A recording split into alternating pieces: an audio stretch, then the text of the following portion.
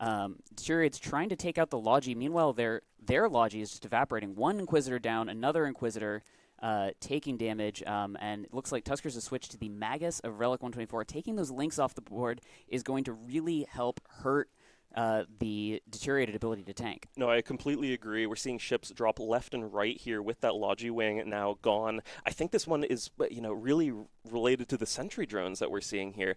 That comp would love to just stay away and kite, but they've been given no opportunity to do so. Maulus now dropping as well. Sentries just apply so well to these targets at range. And yeah, now we have heavies coming out. So much damage just spreading across the Deteriorated team. Another Maulus down. This snowball is going crazy. Yeah, we've got almost the entire bottom end of Deteriorated down. Meanwhile, the Bargus, they have not managed to clip a single thing. They are trying their absolute hardest to get into Jägermoritz. Jägermoritz still webbed, still taking damage, and looks like Jägermoritz might fall, but trading your whole bottom end for one Guardian, that's a little bit of a sharp price, even though the Guardian is quite a good ship. Yeah, I mean, they might still actually have the bulk of their points intact here. They are, I think, finally going to drop this Guardian. So they have taken their first victim, but what is left for Deteriorated is the question. Are they going to be able to kill anything else? It should be a little bit easier to pressure, especially a lot of these smaller targets now. Yeah, they're putting damage into the Sentinel. And the Sentinel just taking huge hits. He's going to fall quite quickly. There is one Brave Inquisitor still up for Deteriorated, so there is a chance that they could, if the Inquisitor lives, they could be able to turn around. Looks like damage is currently going on to Q, Kappa, and the Barghest, or maybe spread around. But those Barghest, they're finally able to get something done on Jason, Osrin, and the Magus next target. Each of these Barghest just outputting a massive amount of damage. Yeah, and getting rid of these Sentinels as well can definitely help for application. But yeah, there is some split damage still coming into Deteriorated, but it's primarily Q Kappa who is taking the brunt of the force from the Tuskers. They have so much DPS still intact. They still have that Flag Balgorn as well, so with time, this is just going to favor Tuskers more and more, at least as I'm seeing it. Yeah, Q Kappa, web down, so as we mentioned, that Flag Balgorn able to take care of the kiting for these Barghests. And Q Kappa web down, the captain for Deteriorated, taking big chunks of damage, falling into structure. It doesn't matter that Deuzia is right next to Q Kappa. One Inquisitor is not going to keep a Barghest up under this entire team from Tuskers. Yeah, I'm pretty sure I was seeing Newts there as well go onto that Inquisitor while pressuring down this Barghest. Balgorn making just a beeline directly into Q Kappa, and I believe they're about to drop. The Inquisitor is also under heavy pressure, mid-armor now, but, I mean, they're still trading a lot of DPS there. There goes an Ishtar from Beacon. Yeah, it's a really big, it's a bit of a tight race here. So Inquisitor, if Duza is able to go down, if Duza goes down, that's going to be huge. Then it'll be no Logi on both sides, and it looks like Duza does fall right there. So we have two Barghests against the world. Now, these two Barghests are both miles away from Mirachiv in the Balgorn. So both of them are currently kiting. They are taking some missile guidance disruption from the Sentinel that's still alive, and they're looking to end that Sentinel's life as quickly as possible. Yeah, they are miles away from those or at least the Barghest are miles away from that Balgorn, but they need to stay that way is the problem that I'm seeing. That Inquisitor, he had absolutely no chance of evading anything there, largely because he was just tied to Q Kappa's Barghest. No chance to move whatsoever because the Balgorn could then just immediately apply its webs onto it, so that Inquisitor just dropped right away. But yeah, whether these Barghests can kite out, Mirachiv is doing a great job in this Balgorn, trying to head them off as I see it, but again, more ships now going down from the Tuskers, and there's still a good amount of DPS available for the Deteriorated team. Yeah, there's the last missile guidance disruption out. The Deteriorated team, they didn't bring anyone like the Vigil, a dedicated target painter, but we can see that there's still target paints coming out from their team. They put target paints in their Barghest, which is huge. The Barghest can be fitted in shield, can be fitted in armor. When you fit it in armor, you get to take advantage of all those mids, and we see those mids being used to apply these rapid heavies to the Ishtars. But it looks like the webs have fallen onto Ashtorp. Ashtorp is caught. Ashtorp suddenly taking damage. This could be big. If Ashtorp falls, then it will be just one Barghest versus the world, and one Barghest is not going to be able to 1v1 a Flag Balgorn. So Lawrence Winston in the Ishtar is down, but Ashtorp just trying to survive. Yeah, Deteriorated have actually found themselves in a situation where they now have the points lead in the match. So if they are able to maintain things as such, they could easily win this despite that Flag Balgorn being in play here. But again, Mirachiv did a great job of heading off those Barghests. They weren't able to keep that distance to avoid those webs being applied. It's such massive range that they can apply those webs onto the Barghests with, thanks to the fact that it is a Flag Balgorn. I'm sure you have some pretty nice purple webs on there of some variety. But yeah, just so much damage coming out into Ashtorp's Barghest now. I don't think they're going to be able to survive to get another clip off into any of the remaining DPS ships here. Yeah, we can see Ashtorp's, there's a little bit, you can see in the defense bar, there's a little bit of purple, there's a little bit of active repair. We can see Ashtorp's repairing armor, but with the Balgorn and the Ishtar still alive, that's a fair amount of damage, and you just can't, you can armor tank a Barghest, but you can't armor tank a Barghest nearly that well. So Ashtorp's falling into structure, caught on fire, and webbed firmly down by the Balgorn, soon to fall, which will put the Tuskers back in the points league. And while Leonia is going to be able to, again, kite around, maybe take care of Pandy, maybe take care of the Pontifex, the points are just not in their favor at this time. Yeah, and again, Leonia now needs to also play this keep-away game from this Balgorn. It's a much tougher ask than it might look like. Pandy did a great job in the Ishtar, by the way, as well, getting as far away as possible from Ashtorp's Barghest before it went down, giving no real opportunity to apply the full force of those rapid heavy clips into them. And it's really important, keeping that Ishtar alive. It's so much available DPS still, and they likely need it. 2 minutes now remaining on the clock. Tuskers with a significant advantage. But, yeah, I think it's still entirely possible for Leonia here if they're not caught. Yeah, Leonia can survive, at least keep their expensive hull alive. Now, obviously, a Barghest, a non-flag Barghest, it's nowhere near the cost of a flag Balgorn. That flag Balgorn is a excellent use of your Alliance tournament winning money. But we are on Tranquility. This is the real server. They paid real ISK for that Barghest, and it may indeed survive. In terms of the points, by the way, the Barghest and the Balgorn are the same number of points, so the best Leonia can do here is try and force a tie and try and force overtime. Now, that doesn't honestly look like it's happening. Leonia, by the way, 18 kilometers from Mirachiv. Mirachiv has webbed Leonia, has neuted Leonia, so while Leonia is doing their level best to try to take out Pandy here and may still get an Ishtar, I do believe the Tuskers are going to be able to at least make an attempt. Now, Leonia, only 1 minute remaining, plenty of time to try to tank against the Balgorn, but the Newts do make that fairly tricky. Very exciting first match. Definitely. Absolutely a crazy one. I did not expect to see triple Barghest coming out here, but, they actually had, I would say, a pretty reasonable showing, all things considered. Not fielding a flagship there and running up against a team who is fielding their flagship, it's never a favored position, I would say, or very rarely is in that case. But Leonia, Ashtorp, and Q Kappa all did some serious work in these Bargs, trying to stay alive. They knocked down a shocking number of ships from the Tuskers side. I think Tuskers are going to be happy taking a win here by, of course, being Deteriorated in this match, but potentially the margin is a lot thinner than I think they might have hoped for. Indeed, yeah. And with that, time's up. Tuskers have won, and we'll send it back to the desk. The Tuskers taking the victory there in, honestly, a very tight match. That was kind of back and forward, and there was a point where I was like, hang on a second.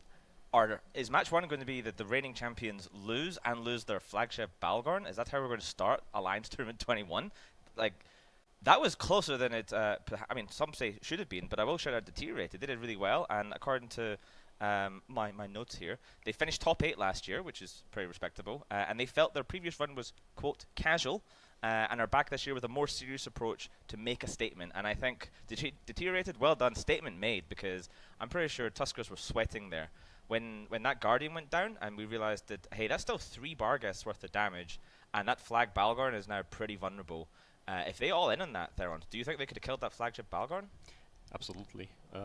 If they capitalized on Guardian going down, that Balgorn does have an official rep probably, because Mira does have money after last year's finish, probably, still. But it's not gonna last long. With free Bargas just load Fury and completely unload on him. They did, I think at some point they were like on a fence. Should we go for it? Should we keep on killing Ishtars? I don't know if it wasn't too late, but if they were quick on swap and lucky with the reload timing, possibly. Yeah, I think they had a chance to take it out. There was a moment where there was like 3 Bargas, one of them was almost dead, and they had taken the Guardian out, and they took the Lynx out, which is great, and then they were kind of like, what do we do? And you could kind of see by like the target paintings and the webs, they're like, let's do this. And someone's like, no, Ishtars. And I think if they had all in the Balgorn there, they would have won. I also think if they had all in everything else, they would have won. But there's a couple times where they swapped back and kind of poked the Balgorn for a bit, and just rapid heavies. Like you can't waste a couple ammo shots off because you're losing your reload cycle. It was really close. I mean, crazy good piloting on the Bargas side. Yeah. Like, especially against a flag battle, the fact that they survived that long by just kiting around in circles when you have, probably 70-kilometer webs, good on them. Yeah. I mean, there was a one part during the match where I was like, well, hey, if they're going to lose a second Barghest here, but if they take out the rest of the low end, you have 50 points in a Balgorn, 50 points in a Barghest. There's a world where that last remaining Barghest just flies around the arena in the overtime as it goes to a tie for 5 minutes, avoiding boundarying, and then it goes to the third tie break, which is the most amount of damage when the match starts, which has to be the triple Barghest, not a drone comp. Now, I think it's quite lucky as well that Tuskers brought a gun Bal, so flagship Balgorns. Don't always see them with guns, Theronth. Why would people do that? They do it when the rest of the comp is kind of lacking damage. The Ishtar core that we saw there, each Ishtar is like 500 DPS. This is not a very high DPS comp. That's why it was taking so long for them to get through the Bargas. Even though they were armor, it takes some time to kill them.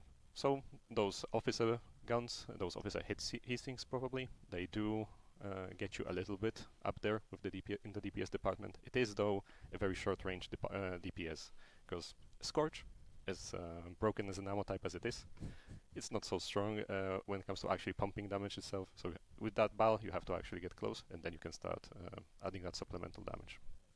Yeah, well, there you have it. The first match was taken by the Tuskers, last year's reigning champions. Deteriorated, showing that they are here to make a statement, and doing so indeed. We can look forward to our next match now, which is going to be Sedition versus Laserhawks, and I believe we have the bans. I've yet to call for them. I have not seen if this is working yet, so I'm just going to say, here are the bans before you on the screen. Holy crap, it worked. All right, so Sedition, now we have a different banning system this year where it kind of goes back and forward. So sort of A bans 1, B bans twice, and so on and so forth. So the bans here from Sedition, for starting out, going with the Zarm, Laserhawks following up with the Scorpion Navy, Armageddon Navy issue. Back to Sedition, they go for the Loki and, of course, the Zenithaf. Laserhawks Golem, Sleipnir from Sedition, and finally, rounding out Laserhawks banning the Arbitrator. Blackbar Pirate, tell me about these bans here. Sure. So the one that I really want to look at here is the Laserhawks bans. Very slight history thing. The kind of pseudo battleship tinker with like Scorpion navies and golems that we've seen off and on over the last few years, and in fact won a tournament, was actually created pretty similarly by people have been using it and just destroying people with it. So I think Laserhawks did not want to see that. That's what I see when I see the Golem, the Scorpion Navy issue ban. I don't think it's done super well this tournament, but it is kind of an out-of-pocket pick, especially in this battleship-heavy meta. So I get why it's out there. APOC Navy, we were talking about it a little bit before we even started the tournament. They're so good now. They're basically the damage of an Abaddon, but they're actually fast and have capacitor and have tracking and have speed. Cenotaph, we could talk about Cenotaph bans, but we've basically decided, we've written it in the script that Cenotaphs will either be banned or picked in 100% of matches. So far we're correct. Yes. Yep, 2 out of 2. Good job, guys. And then, other than that, Zarms are very good ships. Loki stop rushes. Loki Sleipnir gets rid of one of the major shield rushes. So, it's just very solid bans all around. It is interesting that Laserhawks does not want to see that pseudo tinker. So maybe they're just really scared of it. I'm not sure. Yeah, I find the Arbitrator ban interesting as well. Of course, it's a pretty cheap platform for tracking and guidance disruption. Theronth, what do you think we might see from these teams here? Banning the Zarm, but not banning things like the Guardian or Neros. Why would you do that, and what do you expect?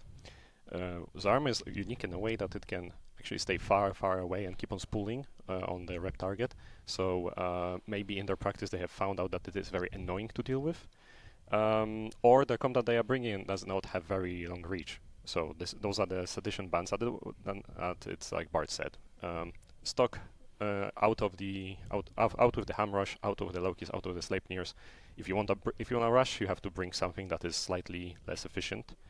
On the Laserhawk side, though, I find those bans very interesting. That they have slapped an Arbitrator on top of the pseudo Tinker bans and Apoc Navy. So maybe we will see an Octodad.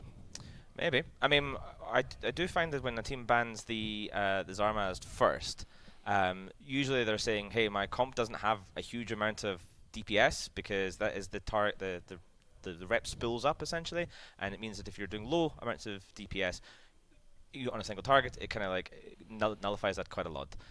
But usually see it followed up with things like the Guardian ban as well. So I think it's interesting points, and we should look forward to exciting matches. Now, Laserhawks, of course, did pretty well in Alliance Tournament 16, getting, I believe, 3rd place.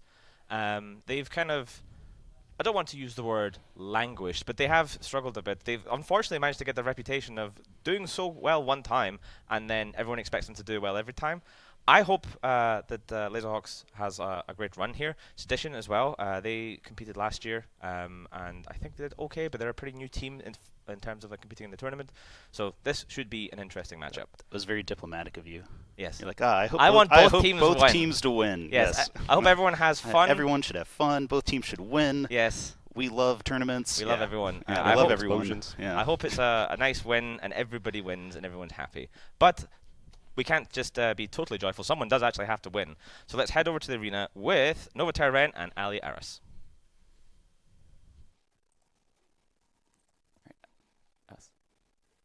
Hello and welcome back to the arena where we have Laserhawks versus Sedition. Laserhawks showing up with the triple Armageddon Navy Kingslayer comp, featuring a Hugin to target paint those missiles into the Sedition lower line. Nova, what has Sedition brought? Sedition has something pretty interesting. It's another Balgorn, but this time not seeing any alert that it's a flag ball, but this is filling up a comp with a pair of Geddons. This is sort of drone control. On these Armageddons, unlike the Armageddon Navies from Laserhawks, there are no guns, so I'm very much assuming it is all neutralizers. So yeah, this one should be a really interesting one. And yeah, I think we both have our eyes on these Sentinels from the low end. They are going to be so integral to keeping their ships alive for this drone control setup. Yeah, those Sentinels, so the way that the Kingslayer comp works with the rapid heavy missile launchers, the rapid heavy missile launchers have a clip, they start firing, and they can unload a massive amount of damage in about 45 seconds, again, with the Hugin laser guiding those missiles onto a target. If those Sentinels have enough missile guidance disruptors, and we see some of them going on to the Navy Armageddon of Chris Pronger, if those Sentinels have enough missile guidance disruptors, they might be giving these Armageddon Navy issues a real run for their money here. Yeah, and right away, there's pretty much nothing happening as far as damage as the match starts. This is for a couple reasons. One, there isn't going to be much damage whatsoever, really, from the red team, the Sedition team, because they're reliant on drones for it. Meanwhile, they're not quite in range, really, for these rapid heavies to get onto what they're looking for. So for the time being, just waiting for these drones to make their way across, it looks like they're trying to prioritize Hugins and Vexers from the low end, but now, finally, the Balgorn is starting to take a bunch of clip damage off of these Armageddon Navies, looks like. Yeah, the Balgorn's an interesting first choice. The Balgorn caught, webbed down, being neuted by the Laserhawks team, and that makes sense. The neuts are going to do a ton to disrupt the Balgorn's ability to tank. Meanwhile, the Sedition team, they're targeting this Hugin. I think that's very smart, because this Hugin is what's going to make the difference between whether these Armageddon Navy issues can kill the low end or not. We saw this last match with the Rapid Heavy Bargas, what they're able to apply to. Same type of thing here. But it looks like both sides comfortably tanking right now. We've got both sides have brought frigate logistics. We have double Inquisitors for the Laserhawks. We have double Deacons for the Sedition side. And both of them just doing their best. Yeah, and in an ideal world for the Laserhawks team, they would also just be able to get something really webbed down, even those logistics frigates in some of the cases. If they are able to just web them down and get rid of them right off the bat, it can be a massive boon for their ability to break through targets later on. But it does look like they might finally be losing a ship here from the Laserhawks side. Radikos about to drop into hull, it looks like. So much drone damage has found its way onto them. Yeah, Radikos just absolutely surrounded by a cloud of drones before exploding, and meanwhile, more power in the Balgorn at about half armor, just sort of consistently taking damage. But we'll have to see how long that lasts for. Just looking in on these Armageddon Navy issues, they are not currently firing, so they're currently on their reload. But the damage is still coming in from the drones and the Vexers. Which makes sense why they're taking out these Vexers then. That's a real consistent source of damage on the Laserhawk side. Yeah, it's consistent damage, and it's also some, I guess, I was going to say screen, but it's more so the drone control that needs the screen here. It's a really interesting scenario for the logistics frigates from Sedition as well. They're in this position where they really want to go forward and try to help out more Power's Balgorn, but if they do, they're under a lot of threat potentially themselves. So we see them sort of dipping in, getting nuded off and screened off in some cases, and then having to leave before they themselves potentially drop. But yeah, more Power just dropping lower and lower in armor, pulling back some armor hit points now, but still are hovering around 20%. Really uncomfortable. Yeah, and the Inquisitors are from the Laserhawk side. They're in the same exact position. We have in the center of the arena here is like a just pile of energy neutralizers, because these Armageddon Navy issues, they've got utility highs, they've got energy neutralizers in those,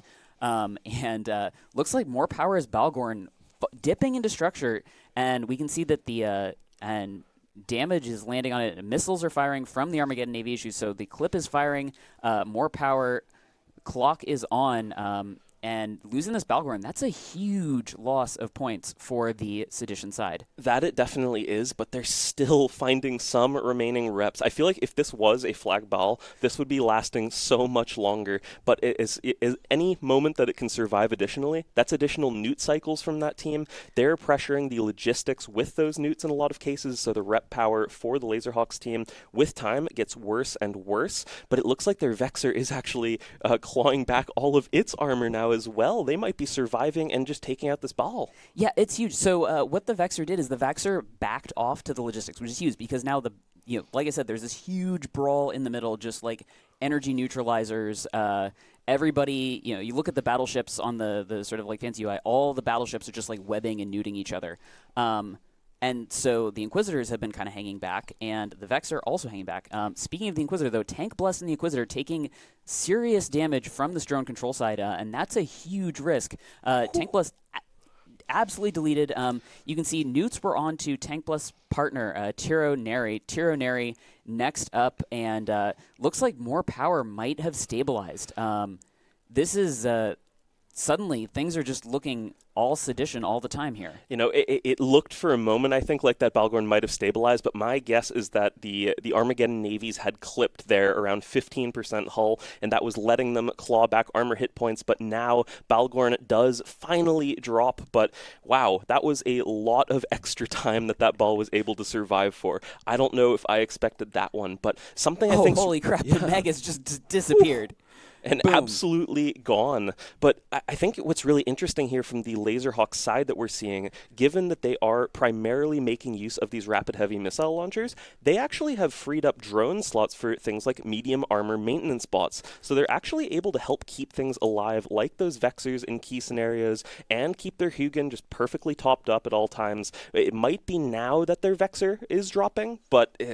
yeah, at least they've been much more able to leverage drones for multi-purpose uses. Meanwhile, that drone control setup needs to use all of those drones for DPS. Yeah, and we just saw, speaking of the drone control setup, we just saw one of the deacons fall for Sedition. So Sedition, this is key. So once you lose your Logi, you are on a clock. You want to make sure that you can get the opponent's Logi either neutralized or out of commission as soon as possible. And one deacon down, another one taking damage, and all of this is happening because the Hugin is still up. So we are still seeing those laser-guided missiles falling onto the low end and able to take out two deacons. So we've got now Laserhawks. They are comfortably in the points lead, but Sedition, don't count them out. they've still got 2 battleships. They've still got a fair amount of control available. The newts from those Sentinels are also worth considering here. And they might finally be starting to work on this Hugin of Alicia Durena. I totally agree with your focus on the Hugin here.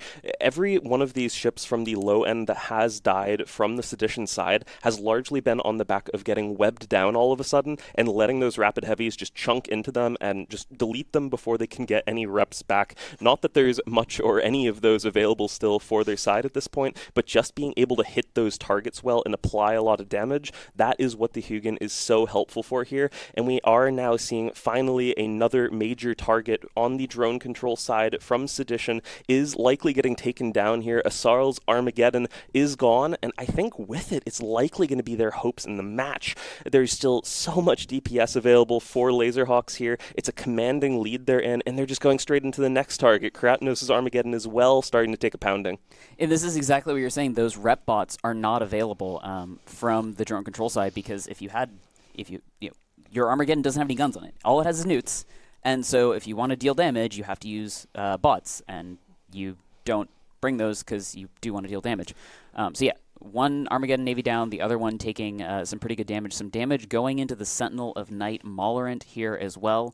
The Sentinels, we did see them do a little bit of disruption, but they were not as influential in this match as maybe they might have been in the previous one. And yeah, just very well played from Laserhawks here. I was a little bit worried about the choice of the Balgorn. It took 2 clips to get it down, but that Balgorn was really the only ship on the Sedition side that was really keeping the comp together. I agree, and the fact that it wasn't a flag ball as well just makes it so much of a better target, I think, for them, because their chances of actually breaking through the tank there should just be so much better.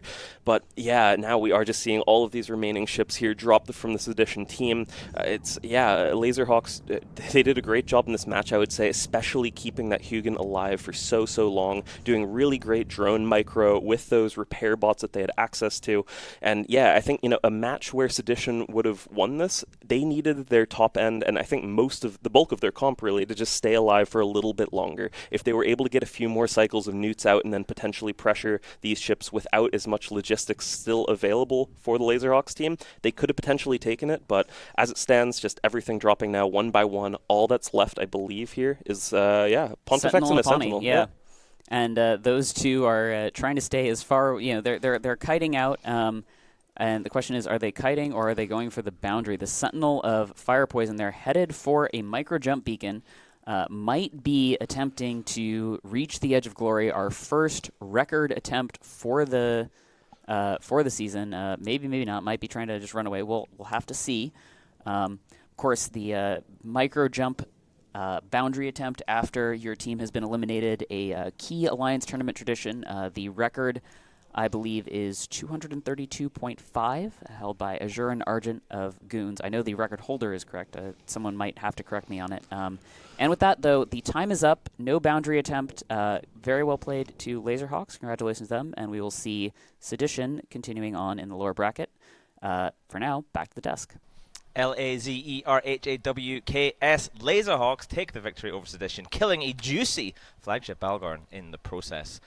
Blackbird Pirate, our first flagship, is down. Tell me about it. What happened? It is down. It was a 75 billion ISK drop. Over 90 bill on Zed kill. See that? I'm being culturally sensitive and using your letter. No, it was a really good thing. And so there was a little bit of confusion. I was reading Twitch chat, and they're like, it's a flag battle. It's not a flag battle. So it was a flag battle. We can confirm it was a flag battle. Z-Kill will confirm it's a flag battle. And we were kind of wondering, we're like, well, why are they going all in on the Balgorn? Because we didn't know it was a flag battle right off the bat. And I think we had both talked about it, and we're like, yeah, well, this only makes sense if it's a flag Balgorn. And they did. They went for the headshot. It took a very long time to take it down. It was a very slow kill. But eventually those newts kind of ended up pushing through. The flagship Balgorn died. It kind of explains the whole process, because we're like, well, why are they using so many rep bots? And it's like, oh, they're trying to save their flagship. Yeah. Didn't work. Unfortunately, if you use a drone control comp and you have drones as your DPS in addition to the Balgorn, and instead of using drones to DPS, you use drones to rep, you don't get rid of anything. Don't really get anywhere. So it's unfortunate. I get why they tried that. It's like, oh, save their ship, save our ship. It's day one, it's match 3, but yeah, they lost it. Match 2. Yeah. Really? Yeah. I know the days are long. Wait, dang, it's been so long. But Yeah. even you, I know you're Vibes match. anti-math, Yeah, but I know anti-math. you can get to 2. You just held up 4 fingers. You're like, yeah, get to 2. All right. So Bart mentioned there drone control comp. Let's head to our man in the field to tell you more about drone control comps.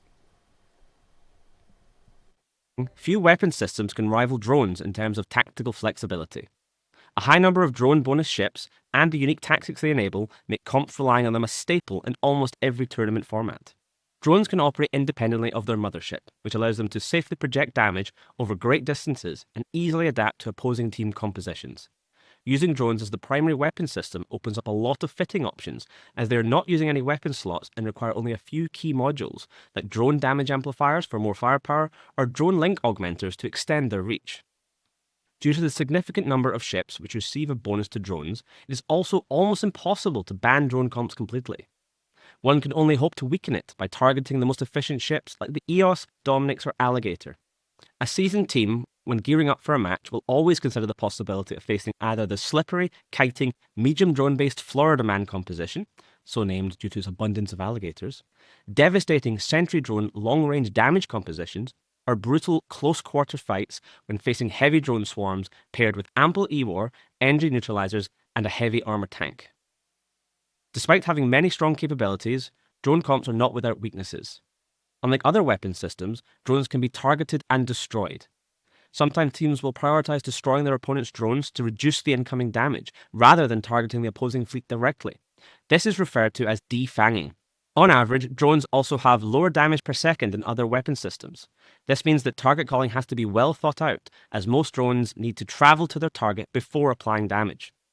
Savvy pilots will recognize when a swarm has targeted them and reposition accordingly, often to draw the swarm away from allied ships. To sum up, drone comps offer a great amount of versatility and combat power, but have particular weaknesses which can be exploited. Teams that master the drone comp can be truly formidable in the arena.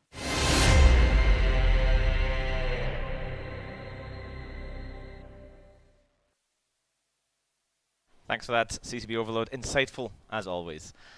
So, there you have it, drone control comps. Now you know more about Alliance Tournament than you did about 2 minutes ago. Now you can talk fancy words like drone control comp. Theronth, we should talk about the next match because it's only 4.5 minutes away. It's going to be Deepwater Hooligans versus Fraternity. So let's take a look at the bans for that match. And Theronth, tell us what do we see here. Oh my god, it's a different screen. This is just getting better every time. Theronth, walk me through it.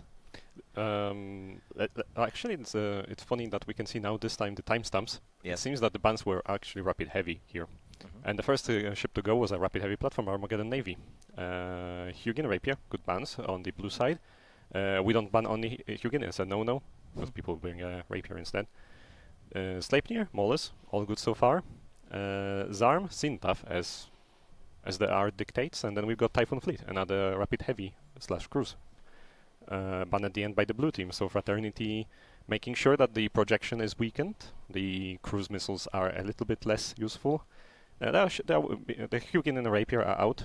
They can still bring a Hyena if they want to on the Deepwater, but Deepwater are a little bit more, let's say, unfocused on what they want to ban, I think. Armageddon Navy, right, Cenotaph, Sleipnir, the latter two are clear rush bans. Armageddon Navy, okay, it's a decent ship. And a Mollis, which can be substituted again. So a little bit more of an enigma, but who knows what they will bring. Yeah, now Bart, again, 3 for 3 on the Zenithaf. This is match 3. We just did match 2. Just make sure you're keeping up with this here. Why? Let's talk for a little bit. Why is the Zenithaf, do we think, going to be pick or ban?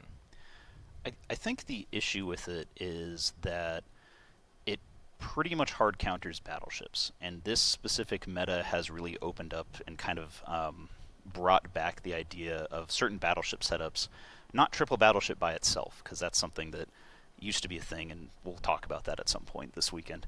But it has brought back some very powerful specific battleship setups, and also with like this massive amount of flag Balgorns, Zenithafs kind of can still get on top of you.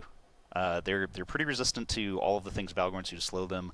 The damage is just absurd. It is almost unreppable just with a single Zenithaf on a battleship at all. So people are very scared of them. They were incredibly powerful in the feeders. Pretty much any match where it wasn't banned, you'd see them on both sides. And if you didn't see them on both sides, they won most of the time. So people are just getting rid of them. They're worried about them. They don't want to deal with them. At some point, we'll see them in a match, and we'll understand why very quickly. Yes, I'm looking forward to the first time we have a Zenithal fielded, especially if it's on some like juicy flag Balgorn or something like that, because that Balgorn is going to be a little bit scared of that Zenithal. Now Zenithal, of course, doesn't have a lot of tank and has to get pretty close to things, and all the things you wouldn't want to get close to a flag Balgorn is pretty high up there. But still, if one does manage to get on top of one of these flag Bals before it goes down, it can really make them quake in their boots. All right, so we can head over to the arena for Deepwater Hooligans versus Fraternity with the casters once again, Aliaris and Novaterran. Welcome back to the arena. Once again, I'm Novaterran, joined by Ali Aris for this match, but this time between Deepwater Hooligans and Fraternity.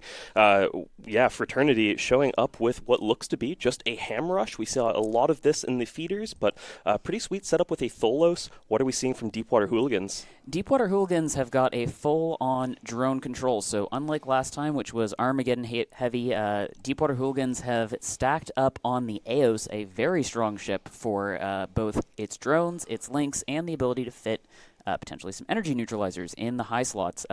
For their control beyond the newts, they have a Celestis and a Kitsune. The Celestis, damping people off is not really where you want to be against a ham rush. It might do something against the Osprey, but the Kitsune is going to be doing its level best to make Frat just pound their hands on the keyboard in frustration at being jammed.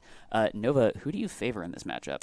I think I would have to give it to Deepwater Hooligans. I think despite that Celestis that you are mentioning, it's not quite at its best when going up against a ham rush. They've at least only committed just one ship to it, and I think at this point, virtually all of the teams at this caliber, they sort of know how to fly against a comp like this. I think they're going to be really, really reliant, at least Fraternity is, on finding initial tackles onto something.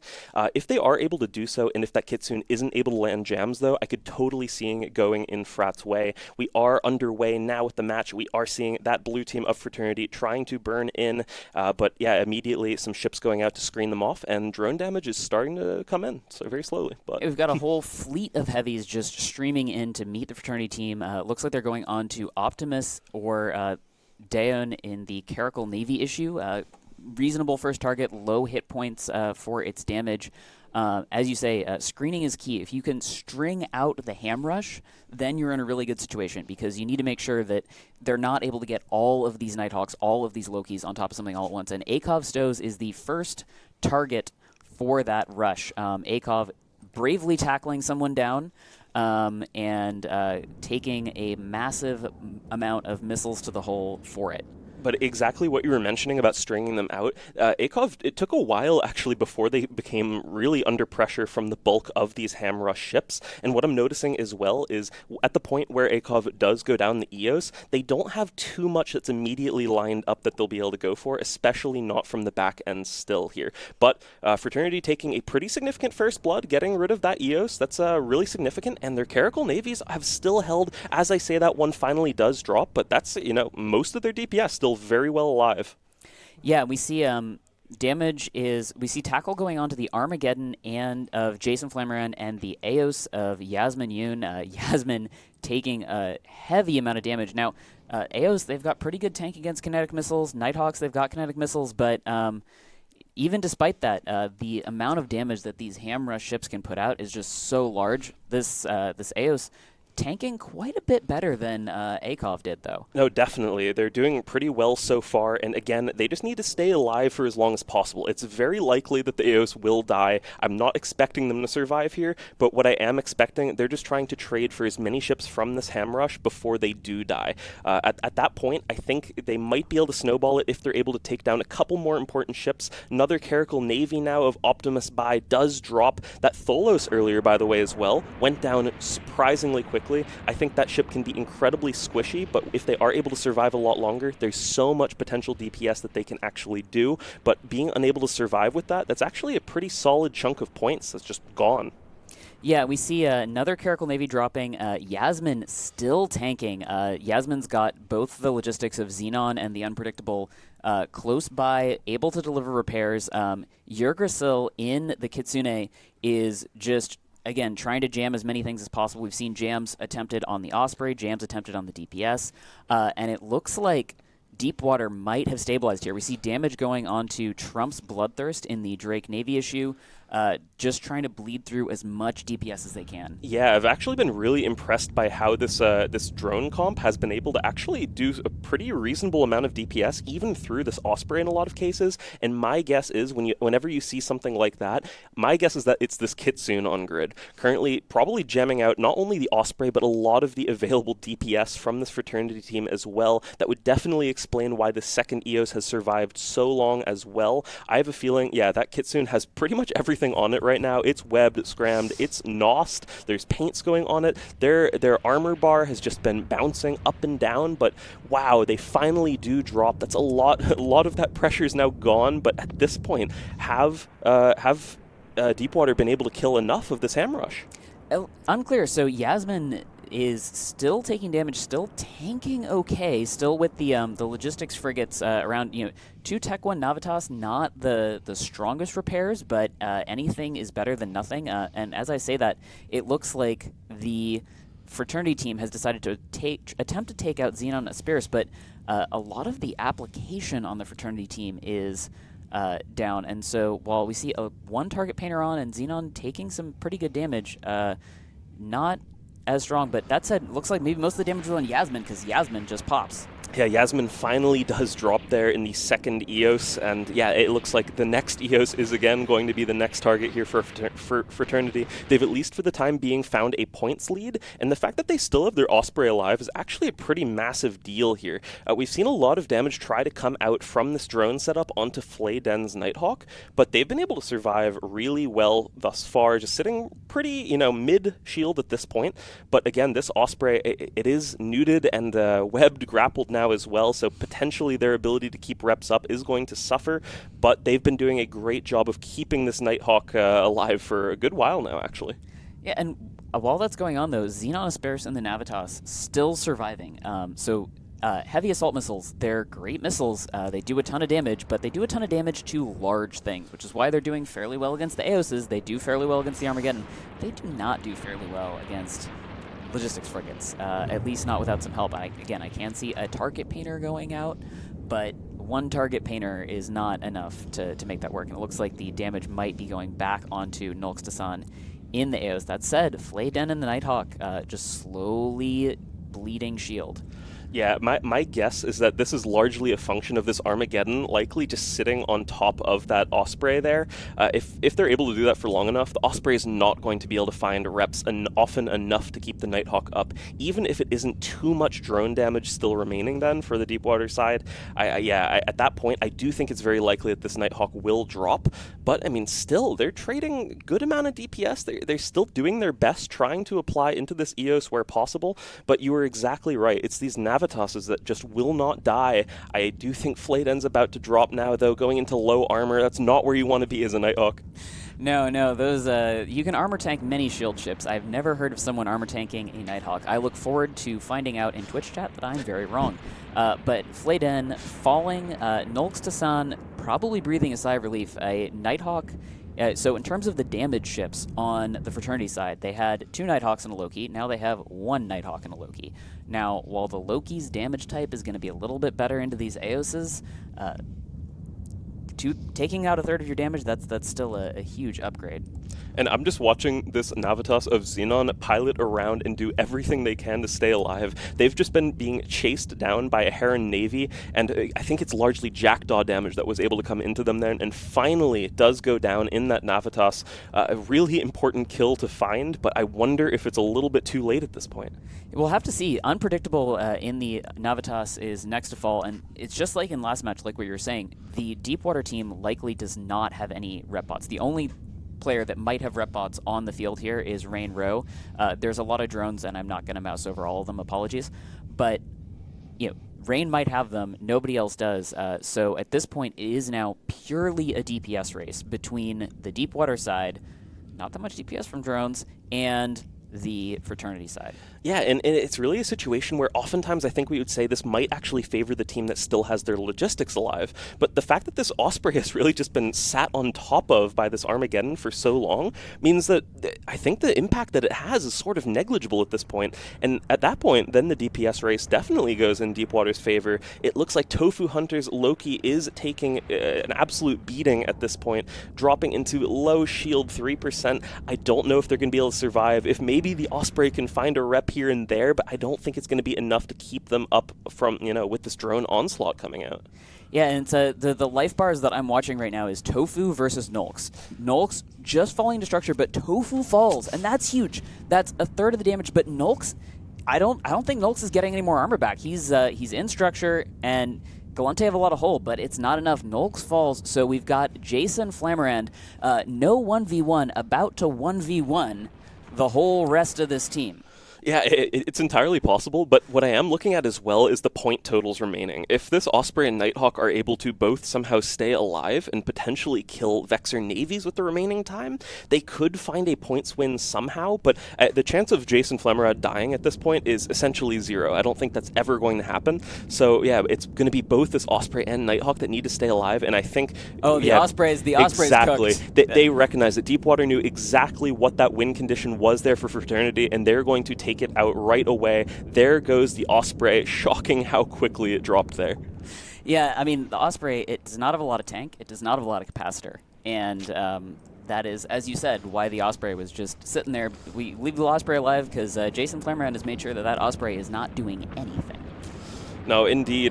Just 30 seconds left to go here, and I guess we're just wondering, are more ships from the Fraternity side going to die? I believe that's all that's left to wonder. I don't think they'll be able to apply enough into this Vexor Navy, for example.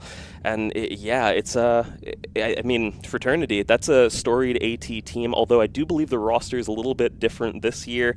But yeah, dropping to the losers bracket already, I don't think that's where they want to be, but they gave it a good shot here. They destroyed a lot of EOSs, but just haven't been able to clean it up, at least not before Deepwater was able to get rid of enough ships on, their side. Yeah, and Deepwater has been doing their best, and they've proceeded onward, and we will send it back to the desk to break down this match. Hi everyone, CSP Overload here, and let's talk about drone control comps in the Alliance Tournament. Blackbird Pirate.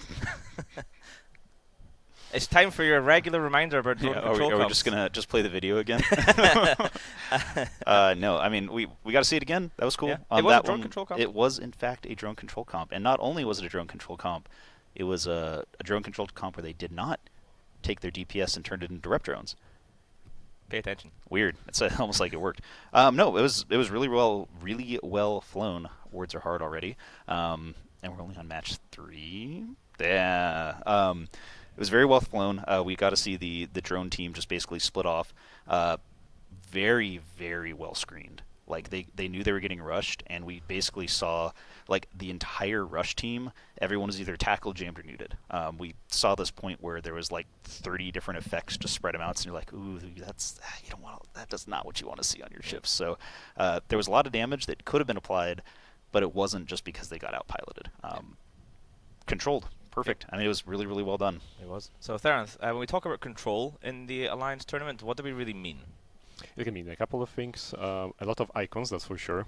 The more icons happen on the happen to happen on the UI, the better the comp is, obviously.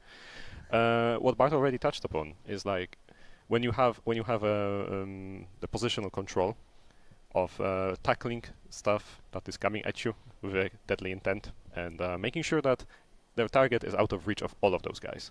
So this is one form of control. However, then you pair it with a lot of mid-slot modules that are like tracking disruptors, sensor dampeners, ECM sometimes. And this is usually what the control refer to. We are trying to make the prevent the enemy composition from working, achieving their goal, their win condition.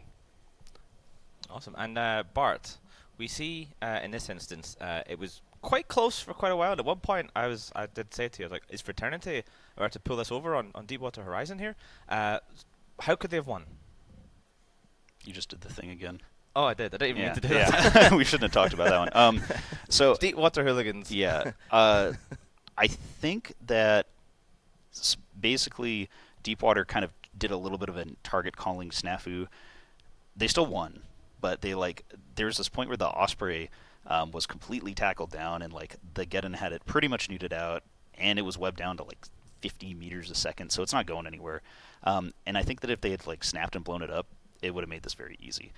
They still won, but I'm pretty sure the Osprey was getting like hit my cap injector, hit every single rep on somebody, and now I can't play anymore for another 10 seconds, but just doing that over and over again. And we saw when they did finally switch and kill the Osprey, it died in like 5 seconds because it had nothing.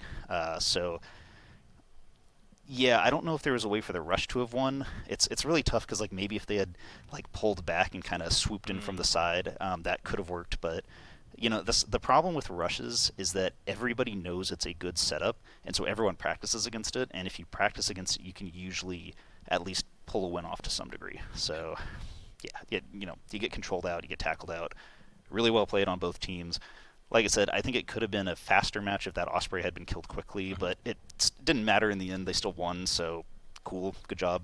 Maybe just kind of, it's always good to take Logi out. If you ever have an opportunity that it's just sitting there and you can just like instantly kill it, just take it out real quick and then move on. Yep.